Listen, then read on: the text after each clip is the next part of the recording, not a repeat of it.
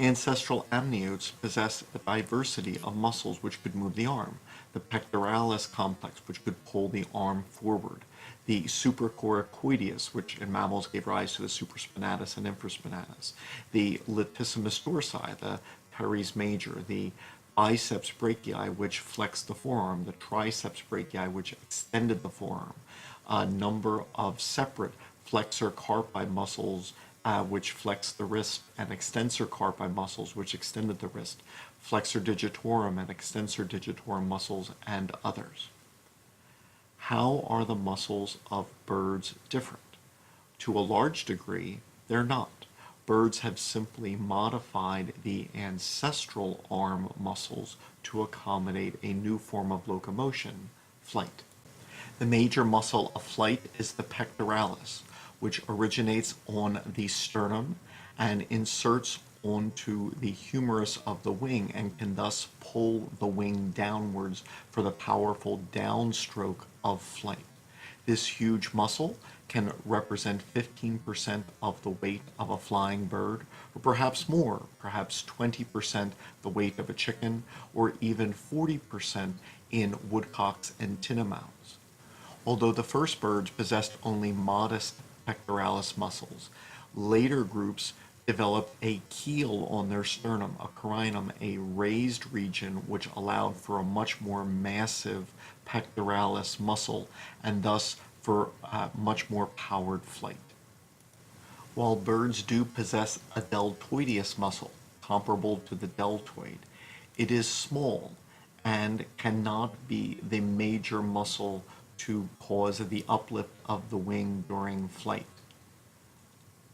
One of the great achievements of birds was a modification of the supracoracoideus, which now originates on the sternum.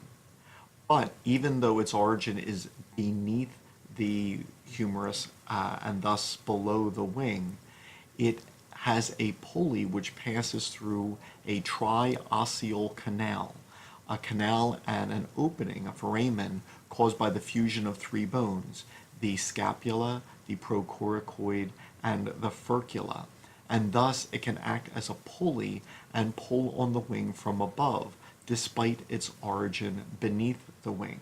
And therefore it is the major muscle which causes the upstroke of the wing, which is essential for a rapid takeoff. Bird wings possess a number of other muscles which are homologous to those found in other amniotes and perform similar functions, such as the muscles which stabilize the shoulder, such as the rhomboids and levator scapulae. The muscles which help to move the shoulder, and in this case the wing of birds, such as the latissimus dorsi originating from the spinous processes of thoracic vertebrae, and the teres major originating from the scapula. As in typical amniotes, there is a two-headed biceps brachii muscle with origins on the humerus and in the glenoid cavity region of the shoulder, and inserting onto the radius so that it can flex the forearm.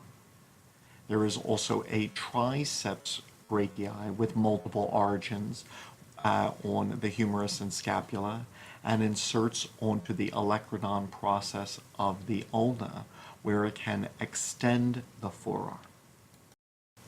Several muscles have their origins on the epicondyles of the humerus at its distal end, and insert onto the ventral carpometacarpus to flex the manus. These include the flexor carpi ulnaris, the flexor carpi radialis, and the ulnaris lateralis. There are muscles which can extend the carpus or wrist by inserting onto a free carpal bone or the carpometacarpus, such as the extensor carpi radialis or extensor carpi ulnaris. There are muscles which can extend the digits by inserting onto the phalanges, say of digit 2, such as the extensor digitorum. Although all of these skeletal muscles are used for flight, they are homologous to muscles possessed in ancestral amniotes, and for the most part humans as well. And so birds modified ancestral muscles to accommodate flight.